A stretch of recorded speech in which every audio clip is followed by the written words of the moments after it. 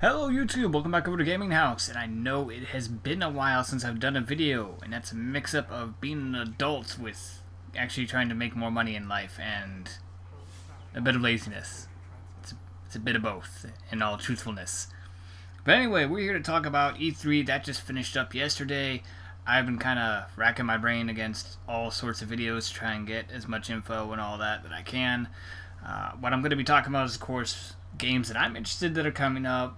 One or two that may be disappointed, and a few shoutouts. If you want to know what they are, pause the video, check the description down below. Also, in that description is going to be a bunch of links to other channels and all that have gameplay, trailers, etc., all from E3.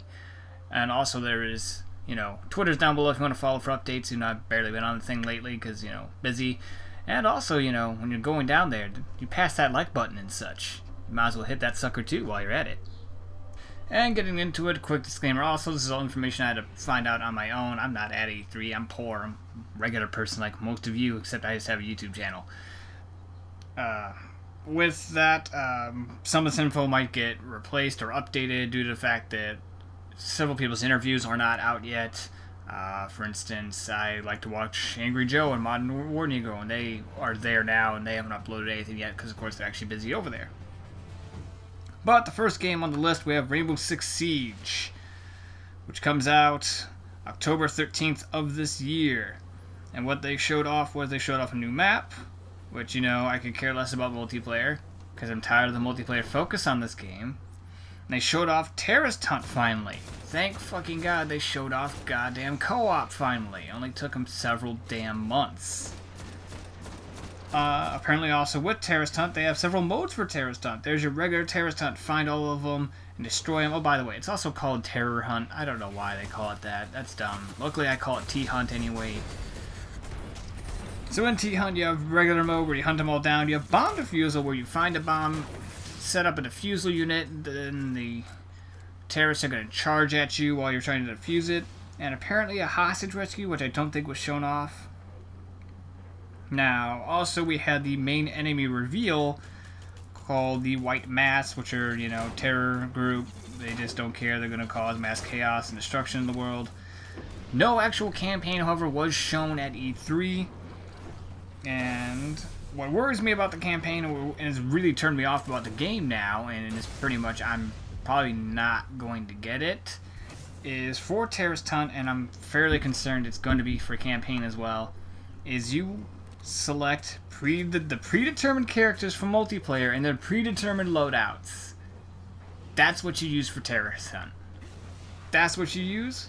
Really? So we're not going with custom characters anymore. We're not going with our own loadouts and all that. If someone wanted to be a shield guy, they'd bring the damn shield with them. They didn't need to select the damn shield character for it. So I'm massively disappointed in that. And in all honesty, Rainbow Six Siege is probably going to be, probably pass that up, actually.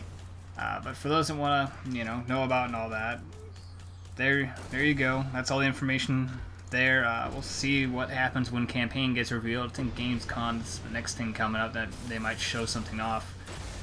But you done fucked up in my book, Ubisoft.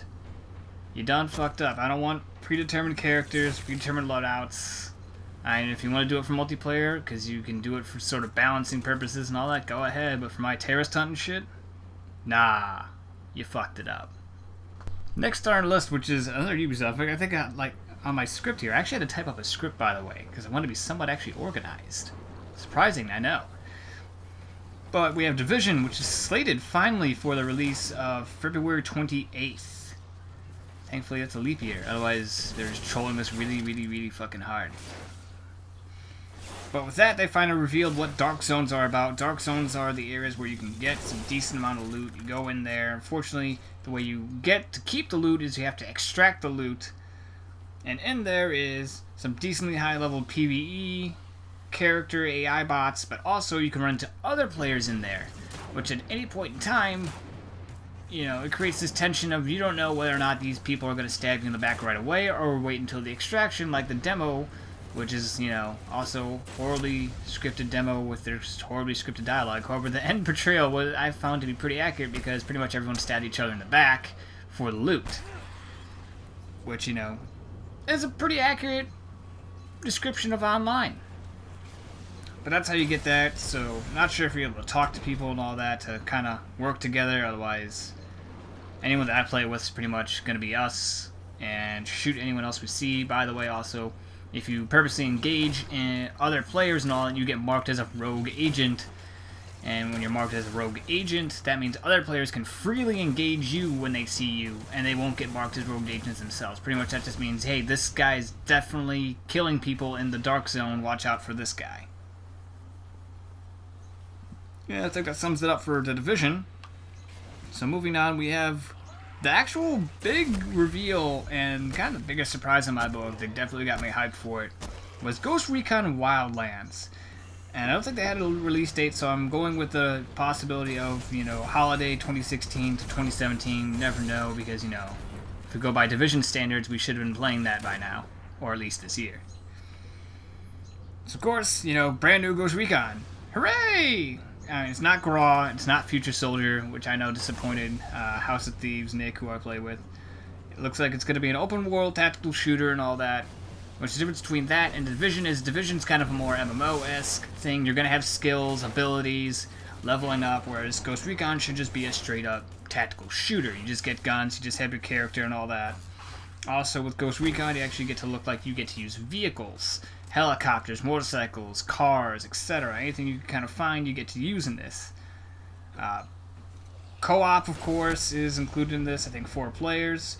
You get to have your own way with the thing. You just basically get dropped into South America. I believe Bolivia is the setting.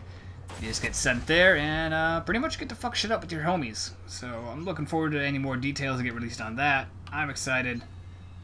Of course, grain of salt because it is E3, so you're not sure what's going to happen to it. Get pushed back.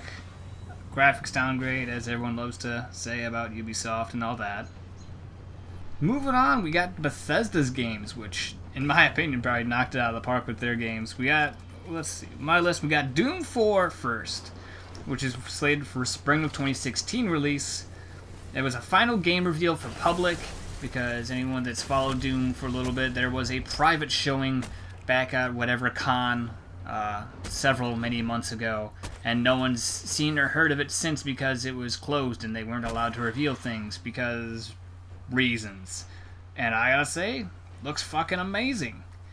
I'm stoked for it. Looks great, fantastic. You get finishes to do on demons now as well, which they'll glow and all that, and you come up to them, hit whatever button I'm assuming is going to be for finishing, and you'll do a fucking gruesome execution to them. There's also contextual ones as well, where if they're near walls or near railings, you'll push them against the wall, crush their head that way, or kick them over the railing. Looks like there's going to be a bit more, because the multiplayer is more of Arena Quake style and all that, and that reflects into the single player gameplay that we've seen, as the character movement is kind of quick. There's some verticality and all that. Jumping up, easily getting onto ledges, because you're in power armor, by the way, as well. Also, another reveal with it is they're going to have a map and mode editor. You're going to be able to craft your own maps for the Versus mode, as well as creating co-op modes, other types of Versus modes. It's pretty much, if you know Spark, which is something that at least I barely use, but dabbled in a little bit, it's pretty much you're going to be using your own pretty much game editor in Doom 4 specifically. You'll be able to have, say, I believe in their demo they had it where you picked up an armor item and that would spawn a demon if you had it properly do that and all that. So that's exciting. Good to see. It's going to add some replay value to its own game. I mean, I could care less for multiplayer because anyone that knows me knows my stance on multiplayer. But looks exciting. This is great. This is a great show. Moving on next. Fallout 4. Slated for November 10th of this year. It's your Fallout. It's got your usual stuff that we've seen from the previous one, VATS, your usual character leveling up and all that. You actually get a male and female choice this time. You can play as either male or female character of the story that eventually they'll run to a vault, time lapse, etc. Stuff they didn't want to reveal quite yet. But you play as that character. The character customization is a bit nicer this go around instead of Fallout 3's. The big new thing they'll reveal, aside from the usual Fallout stuff, is now they have base building. You can construct your own base in areas, build up your own little community in multiple areas, not just one, in multiple areas, and then you can run caravans between them and all that for base trading and all that. You have weapon crafting, the customization. What they revealed, which is the example I'll use, is you can take a simple laser pistol, mod it several ways, add a scope, extend the barrel out. Eventually, if you add stocks and all, it's going to change it into a laser rifle instead, or upgrade eventually to be a laser sniper rifle. Other new weapons that are all apocalypse-looking-esque. It's going to be fantastic. And also, power armor crafting. Now you get to craft and customize your own power armor. And that alone should sell you if you're a Fallout fan. I got nothing else to lead off that. You get to make your own power armor. I don't know what else you need me to say. Destiny, the Taken King expansion. Coming out September 15th of this year. All new Destiny content. As you know, I'm an avid player of Destiny, despite its reviews, despite I knew what it was supposed to be and all that, but I still play it. I don't know, COD syndrome, I got nothing. All new content. Oryx, the father of Crota, who was the Dark Below raid boss that we killed. Or, if you didn't play, you didn't kill, but that's the setting of the story, go with it. He's coming to seek revenge, so we're going to get all new enemy types to face, because he's corrupting the existing ones, the Cabal, Fallen, everyone he's coming across. He's building an army because he's coming after you, because he's rather upset, because he doesn't know the rules of war and all that. New areas, Phobos, the moon on Mars. I believe we're going to visit near Saturn and its rings. Get to go on his ship, new raid, new multiplayer stuff, new strikes. Pretty much as like they're saying it's about as much or a little less as the base game in terms of content. Now, we also get a third subclass added. Everyone finally gets a third subclass. Titans get the Hammer of Soul, which is the actual name is their class name is Sunbreaker, but it's an offensive one, a finally time-released one, so we don't just have an instant use Fist of Havoc and Defender. Now we get to activate and we actually get to run around, kind of like the Gunslingers and shit. I don't remember what they're called. Whatever the Warlocks were. I know what they are, but I don't remember right now. Hunters get a bow to ensnare opponents. Warlocks get an electrical Sith Lord looking motherfucking super that they get to use. Now everyone's stoked about this. However, as stoked as I am, I also have memory. And I distinctly remember Bungie, when players had asked, myself included, because I was wondering about this, in the base game we have that third subclass area that's blanked out, where the subclass selection is. We asked about that, we're like, hey, when are we getting a third subclass? They're like, no, there is no subclass. It was just a placeholder for a reset and all that. And, you know, now it's calling you out as fucking liars. Because clearly we got that third subclass. In fact, in my personal book, I called it that we're going to end up having to buy DLC to play as that third subclass. Don't get me wrong, I'm excited and all that. But you're fucking lying to us. Stop that shit. Also, we get to see this bullshit happen again because, as you know, I play on Xbox. And since I'm not on the PlayStation for the Ultimate Destiny experience, we get to wait another year for the Year 2 items. I don't know why they're doing this bullshit again. Again, are you fucking serious? I get to wait a year for the rest of for all the Year 2 DLC, the Year 1 DLC, the Dark Below, House of Wolves, and also the base game had several exotics, strikes, and all that cut out, and that was reserved for PlayStation. And we finally get to use those. From the release of the game, coming September, we will finally be able to use those on the Xbox. Now, for all the Year 2 shit that's going to be released, which is Taken King and onward till they release another whole brand new expansion, we get to not use certain exotics and strikes and whatever else they choose to cut out for a whole nother fucking year. I understand exclusives, but a year is still fucking ridiculous. Now that I got that moment of rage-induced rage out of the way, moving on, we got Mad Max slated for September 1st of this year. Which, oh shit, a Mad Max game. I literally wrote that down in my script, oh shit, a Mad Max game.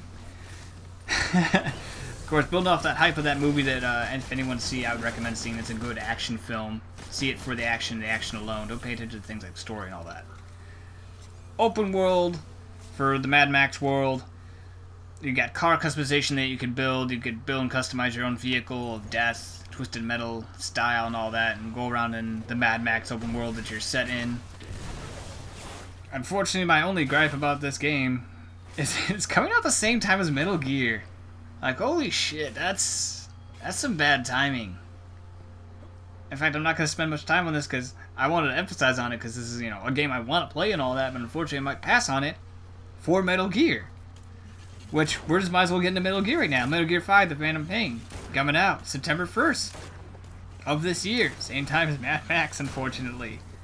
And they showed off, in fact, it's in the link, it's a 40-minute gameplay demo, and it's fantastic. Same graphics and everything from Ground Zero, so they look amazing. The free roaming, we get to customize our weapons. We get to bring along a companion with us, which ranges from a horse, a dog, several of the actual people. They showed Quiet, and I don't remember what else. There was another person we could have glanced at real quickly.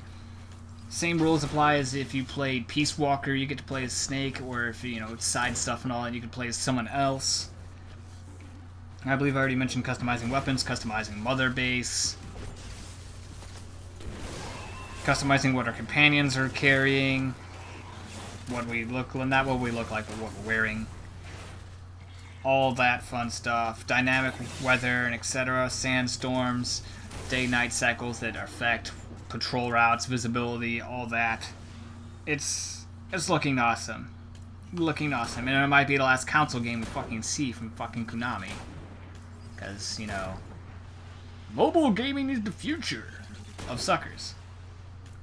HItman got a surprise reveal for me, particularly because I forgot Square Enix was actually the one that owns that IP. So when I checked back in one day, I was like, oh, HItman got revealed. Oh, that's right, because I didn't watch the Square Enix thing. That's coming out apparently December 8th of this year. That might change. I might need to double check on that, but that's what I believe is that.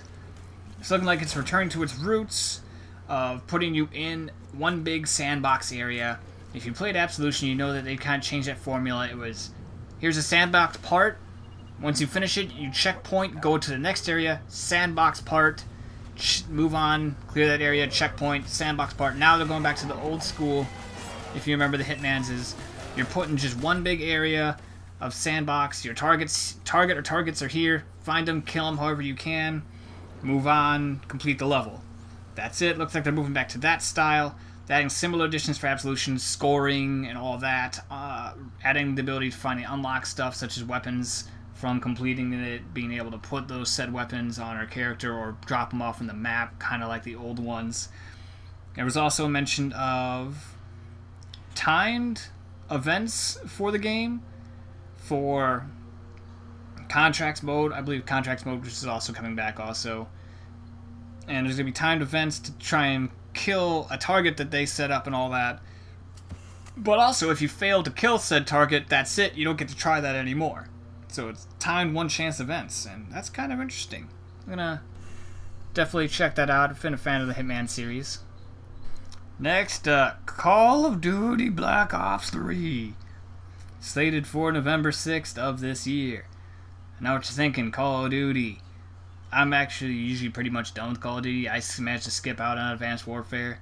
But I like what Treyarch does with their campaign, because they actually made strides in that field.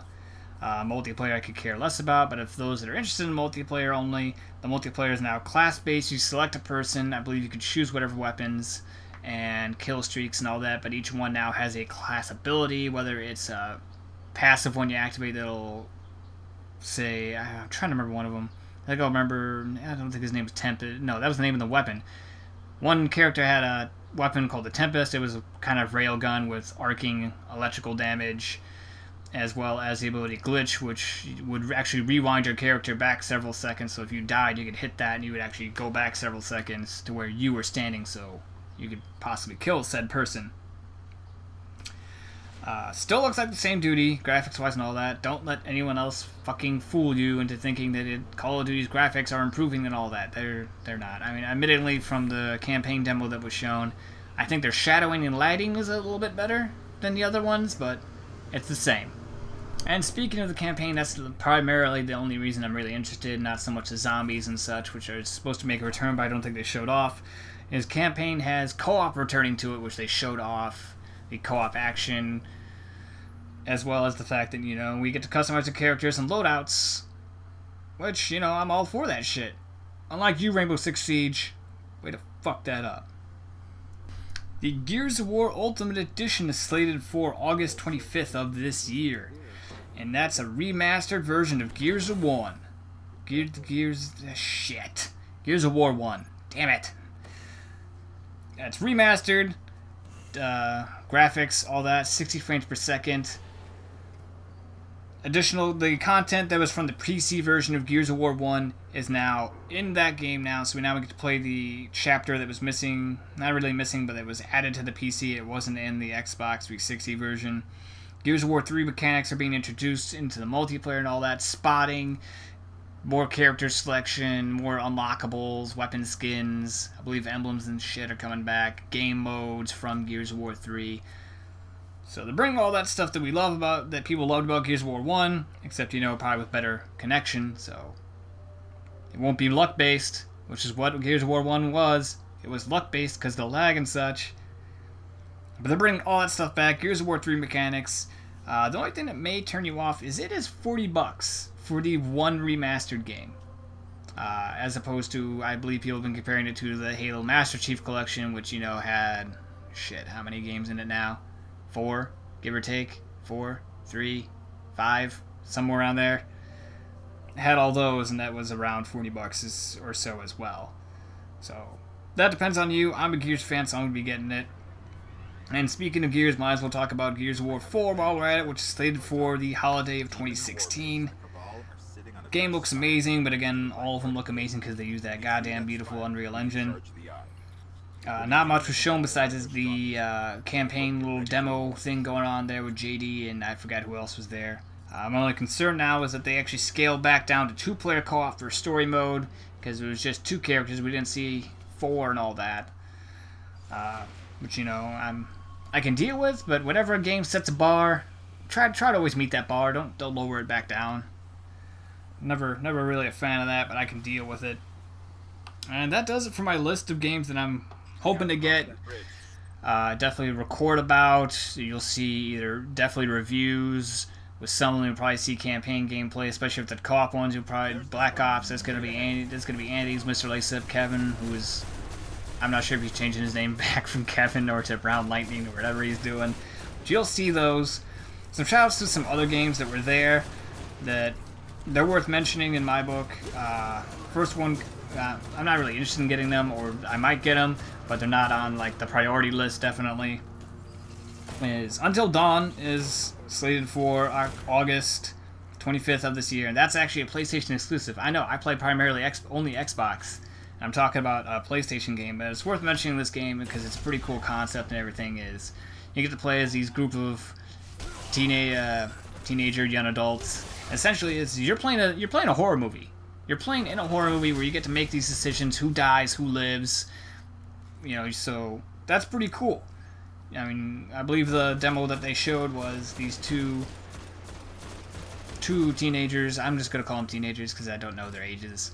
And, they can do typical dumbass shit that you see in horror movies. Like, the woman was hanging from an edge and all that, and the guy chose to try and call her out then and there about her cheating on him and crap. Or you could actually just stop trying to talk about that and try to save the person right away like, a normal person would. So that's pretty cool. For Honor, which I could not find a release date for. It might be there. I was just too dumb. And it looks like that one's also from Ubisoft. And that's a MOBA style I'm going with. Is you get a whole horde of people. You get to play as knights, Vikings, or samurai-esque warriors that are going against each other. It's all melee combat and all that. Looks pretty fucking sweet. But, follow up on details and all that and see how it actually turns out with more stuff being revealed. Halo 5, I know I'm playing Xbox and I'm not getting Halo 5. It's like a sin, right? That's slated for October 27th of this year. They showed off their campaign. They showed off, I believe it was a multiplayer mode called War, or something like that. War something, if anything else. That was actually pretty cool, because it was, team versus team, but you also had AI that you were fighting against, and AI-based objectives, with the overall goal of trying to get to the point limit, or capturing areas and then attacking the enemy base. Rise of the Tomb Raider, which is slated for November 10th of this year. Of course, that's Tomb Raider. There's not much to talk about. Same mechanics, etc. of everything else of the other Tomb Raider. Pretty excited for that one, but I might pass up on it, or I might pick it up at a later time. It's worth mentioning that it's goddamn timed exclusive. People on PlayStation and PC will be getting it just at a later date. Don't believe anyone that says it's only coming to Xbox. Stop that. But anyway, that wraps it up for the E3 stuff. As always, don't forget to check back down in the description below if you haven't already. That's got a bunch of videos and etc. for gameplay and trailers that you want to see. Well, let me know in the comments what you're interested in. What you're interested in possibly us covering. Well, I say us, but it's primarily me and my friends tag along. As always, hit the like button as well. Subscribe if you want to, see more content. Twitter is again down below at the list of the very long description. If you want to follow for more updates when I try to keep up to date on the updates. And as always, you're welcome to come back over to GamingHouse for more gameplay and commentary.